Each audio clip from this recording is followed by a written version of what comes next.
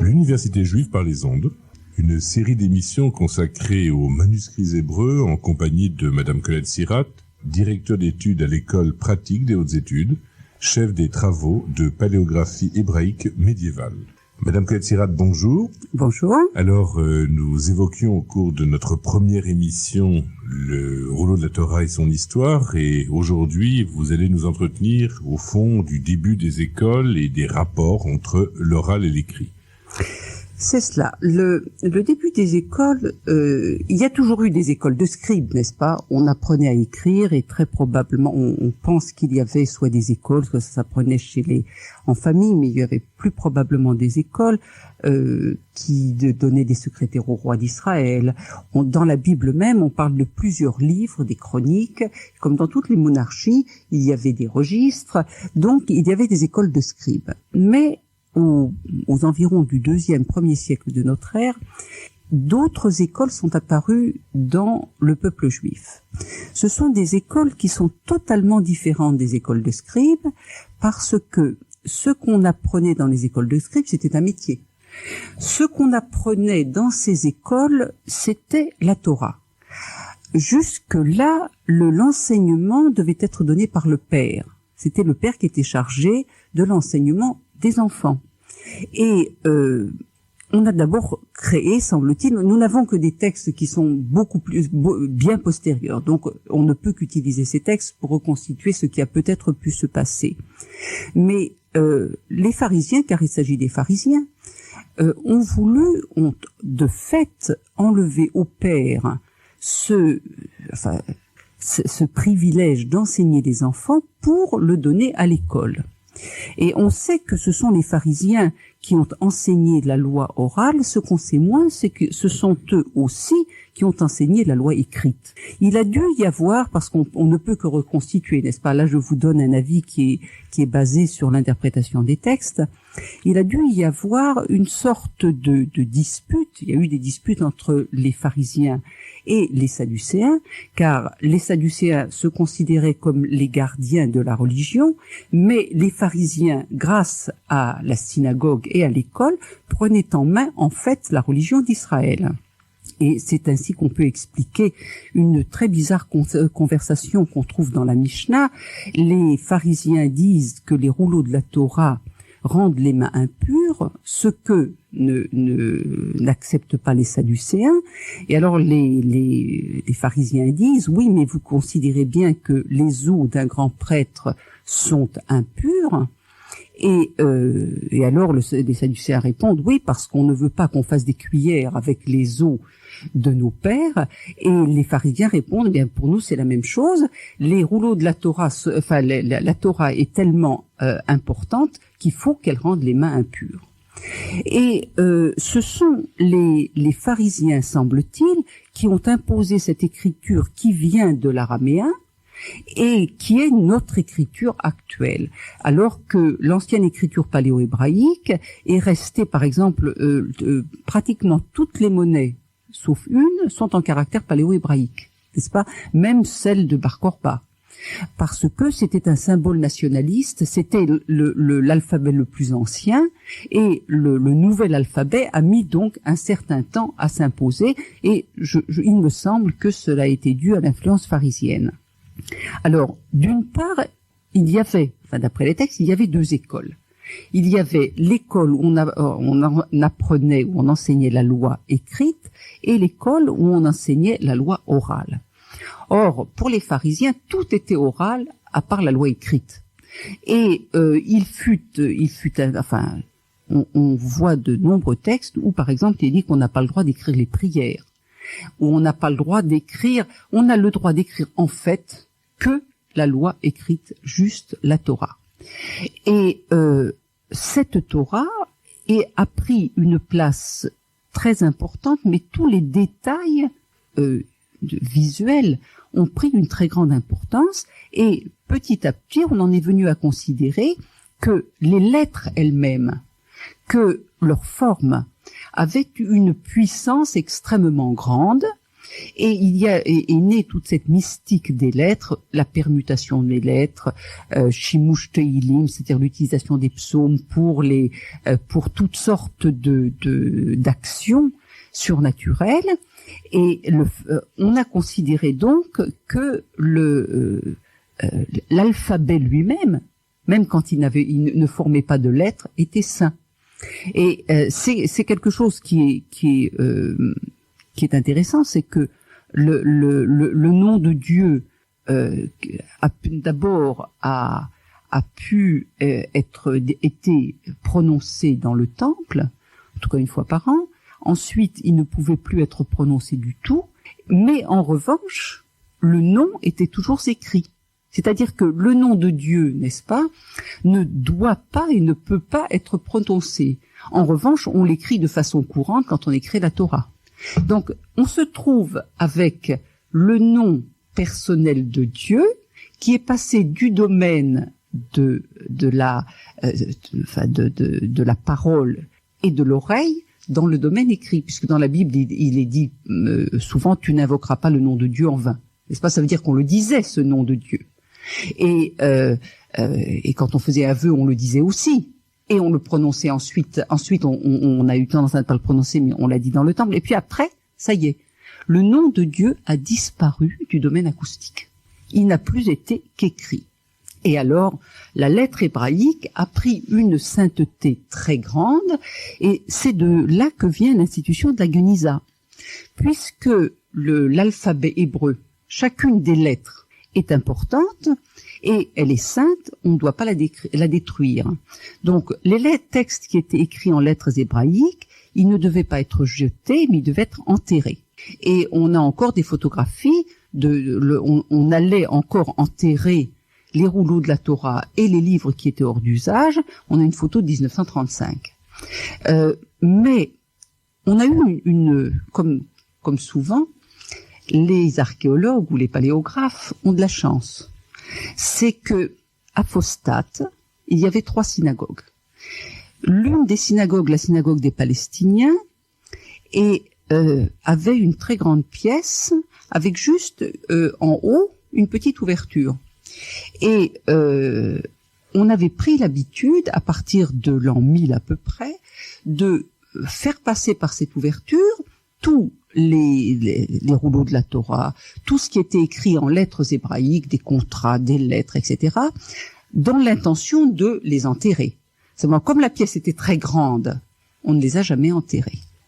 De sorte que on a redécouvert cette Geniza du Caire à Fostat à la fin du siècle dernier, et on y a retrouvé environ on ne sait pas exactement, entre 220 000 et 250 000 fragments, ce qui est absolument énorme. Inutile de vous dire qu'il n'y a pas de catalogue. Encore, bien que la découverte ait été faite il y a plus de 100 ans, il n'y a pas encore de catalogue. Il y a un catalogue, la plus grande partie se trouve à Cambridge.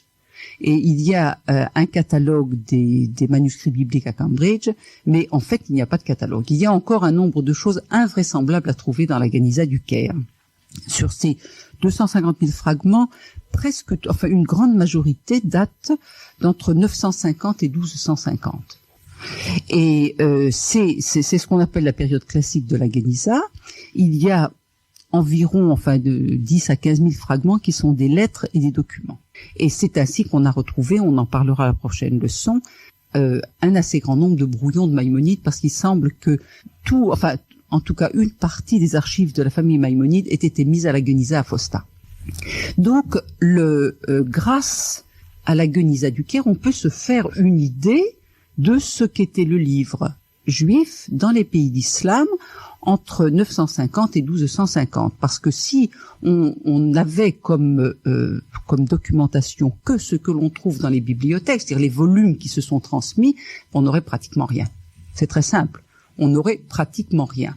De la même manière que l'on n'a pratiquement rien entre ce qu'on a trouvé à Masada et la Geniza du Caire. Il y a là 7 siècles pour lesquels on a en tout et pour tout une petite centaine de fragments de papyrus, dont certains sont petits comme des timbres-poste, D'autres sont un tout petit peu plus grands. Le seul qui soit conservé presque en entier, le seul document, c'est une ketouba qui a été écrite à Antinopolis. Bon, enfin, j'ai écrit 2 livres sur ces papyrus et sur cette ketouba, mais ça n'est strictement rien. Ça n'est rien, n'est-ce pas? Alors, on peut se poser la question, est-ce qu'il ne reste rien parce que tout a été détruit, ou bien est-ce qu'il ne reste rien parce que rien n'a été écrit? Mais ceci n'explique pas, enfin, la seconde hypothèse ne peut pas être la bonne parce que nous devrions avoir au moins des rouleaux de la Torah. Or, en fait, on n'en a pas. On a trouvé 2 petits fragments du rouleau des rois, 2 petits fragments de Job, quelque chose d'aussi grand qu'une pièce de monnaie de l'Exode, et c'est tout ce que l'on a trouvé parmi des papyrus, n'est-ce pas, pendant ces 7 siècles.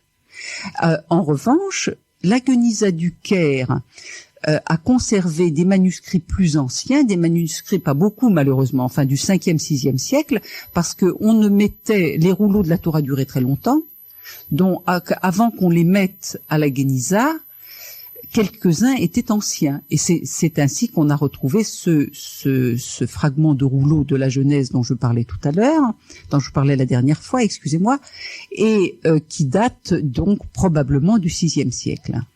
Alors, ce problème de l'oral et de l'écrit est très important quand il s'agit parce qu'il s'agit du Talmud évidemment. On a toujours dit voilà que la Mishnah a été mise par écrit vers 200. On n'en est plus tout à fait sûr. Ce qu'on dit maintenant, c'est que le corpus, enfin le texte de la Mishnah a été ordonné. D'ailleurs, il n'est pas dit qu'il est écrit. Il est dit qu'il a été ordonné. Et on sait qu'il y avait des hommes livres qui connaissaient par cœur la Mishnah, et on sait aussi qu'il y avait des espèces d'hommes livres qui donnaient les interprétations et également de la Gemara, qui rapportait les traditions, un tel a dit, et l'oral jouait un très grand rôle. Et il a joué un très grand rôle, même après que le Talmud ait été mis par écrit, parce qu'on dit qu'il a été mis par écrit, enfin la Gemara a été mise par écrit vers 600 de notre ère. D'abord, probablement, et elle a été remaniée ensuite, mais elle a été mise par écrit, mais elle n'a pas été diffusée. C'est-à-dire que, par exemple, dans une lettre, Shrira Gaon, qui était un Gaon du 8e siècle, du 9e, au tournant du 10e plus exactement, dit que les envoyés des académies de Babylonie, de Soramumbadita, allaient dans tous les pays et enseignaient oralement le Talmud. On entend parler du premier exemplaire de Talmud qui avait été demandé par les communautés espagnoles au 9e siècle. Donc l'enseignement oral jouait un très grand rôle. Mais cet enseignement oral qui avait été conservé pour des raisons d'idéologie dans le judaïsme a finalement a perdu de son importance, en tout cas dans les pays d'islam, parce que après que l'islam se soit installé et que les Juifs aient appris l'arabe, il y a eu une véritable explosion écrite, non seulement parmi les Juifs, mais aussi parmi les Arabes. Il y a eu le 8e, 9e siècle a été en pays d'islam une période absolument merveilleuse de discussion, de liberté, et on a beaucoup discuté. On le voit très bien par la philosophie, mais on a aussi beaucoup écrit. Et c'est le moment où à ce moment-là, on a commencé à tout mettre par écrit. On a mis par écrit dans la Bible, on a mis par exemple la Massor, c'est-à-dire tous ces petits points de détail. Il y a tant de lettres dans telle péricope, et ici il faut un vav, et ici il faut une lettre qui est un petit peu plus différente. Et toutes les traditions ont été mises par écrit dans la Massor, mais il y a beaucoup de traditions. C'est ça le problème, parce que les traditions irakiennes n'étaient pas les traditions babyloniennes, les traditions babyloniennes n'étaient pas les traditions palestiniennes. On ne prononçait pas de la même manière. On mettait un vav, ici on n'en mettait pas. De sorte que ces listes massorétiques sont effroyablement véritablement compliqué, tout simplement parce qu'il y en a beaucoup. Et de même que les voyelles et les signes de cantillation n'étaient pas écrites de la même manière. Et on les écrivait au-dessus des lettres dans certains pays, au-dessous. Et c'est cette tradition qui a survécu, puisqu'on a adopté la tradition de Tibériade. Sous les lettres, nous, on a les voyelles sous les lettres, mais par exemple, les Yéménites, jusqu'à nos jours, les écrivent au-dessus. Et tout cela a fait que toutes les questions d'orthographe ont pris une importance énorme. Et que, désormais, on a commencé à interpréter chacune des lettres de la Torah et à donner la même importance à chacune des lettres de la Torah. C'était pas du tout le cas avant, puisque c'était des phrases qui avaient un sens. Donc, on a commencé à penser de manière tout à fait différente. D'autre part, c'est aussi l'époque où on a finalement adopté le codex, c'est-à-dire le livre tel que nous le connaissons. Et ça a été quelque chose d'absolument merveilleux, parce que pour la première fois, on pouvait avoir ensemble, et sous un format, presque un format de poche, les 24 livres de la Bible. Et ça a été vraiment quelque chose de merveilleux pour les gens d'avoir tout le texte de la Bible en un seul volume. Alors, dès lors qu'il y a eu consignation par écrit de la tradition orale, du Talmud, quels sont les éléments historiques qui nous permettent d'être certains que la tradition orale du Xe siècle et celle du IVe siècle, par exemple, au fond, sont les mêmes, et qu'il n'y a pas eu, au fur et à mesure de ces transmissions d'époque en époque, au fond, un éloignement de la tradition orale originelle? Non, on ne peut pas en être sûr, c'est bien évident, parce que toute tradition orale se modifie. C'est d'ailleurs, j'oserais dire, c'est pour cela qu'elle est vivante. Car contrairement à un texte qui est figé, et pour l'interpréter de manière différente, il faut avoir une exégèse, il faut dire non, ça veut pas dire ça veut dire autre chose, comme l'a dit Maïmonide, quand on parle de Dieu assis sur un trône, non, ça n'est pas un trône, et c'est pas Dieu qui est assis, n'est-ce pas? Dans une tradition orale, la tradition est beaucoup plus vivante, parce que on peut l'interpréter plus facilement, parce qu'elle est beaucoup plus souple. Et c'est sûrement une grande chance que la tradition rabbinique ait été une tradition orale, parce qu'elle a permis de s'adapter aux réalités du jour. Elle a été véritablement vivante. Si elle avait été fixée de façon absolue, à ce moment-là, il eût été bien plus difficile de faire de la religion juive disons une religion moderne, dans le sens du temps. Enfin, néanmoins, dès lors que les choses furent consignées par écrit, cette tradition orale devenait figée. Elle devenait figée, étant bien entendu qu'il y a encore beaucoup de variantes. Il ne faut pas oublier qu'il n'y a pas d'édition critique du Talmud, n'est-ce pas? Il n'y a aucune édition qui prenne en compte l'ensemble des manuscrits. Or, il y a beaucoup de différences entre les manuscrits. Enfin, il y en a beaucoup. Il y en a en tout cas un certain nombre. Et il y a encore une chose qu'il faut dire, c'est que à partir du moment où on a copié sur un codex la Bible, alors à ce moment-là, tout le monde a voulu avoir sa Bible. Et le nombre de manuscrits bibliques dans la Geniza est énorme, et c'est la plupart du temps, enfin le plus grand nombre sont des manuscrits sur papier. Et on a toujours l'impression, parce qu'on regarde les grandes belles Bibles de Leningrad, que à l'époque on écrivait la Bible sur du parchemin comme le Sefer Torah.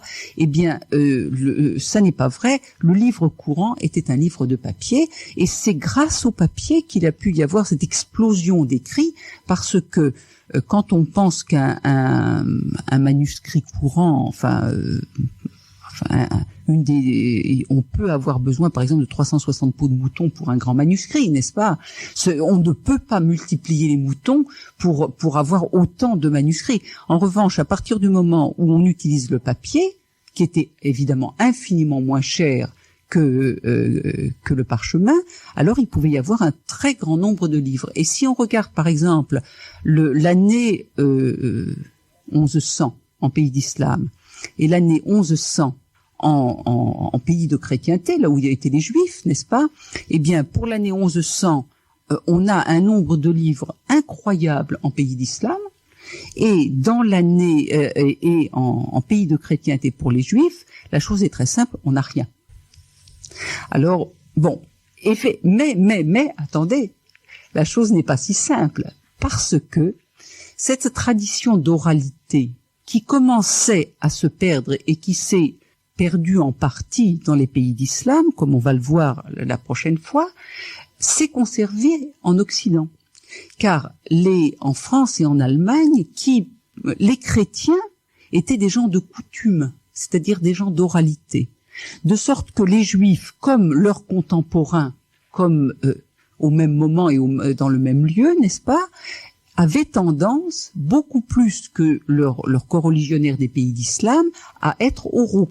Donc, dans les deux milieux culturels qui ont coexisté au début du Moyen-Âge, c'est-à-dire jusqu'à 1250, il y en avait un qui était imbibé d'oralité, c'était l'Occident, et l'autre qui était vraiment tout à fait textuel, si j'ose dire, et c'était les Juifs en pays d'islam. Merci Colette Sirath. C'était la deuxième émission consacrée aux manuscrits hébreux dans le cadre de l'Université juive par les ondes, une série de 4 émissions. Nous retrouverons au cours de notre prochaine émission.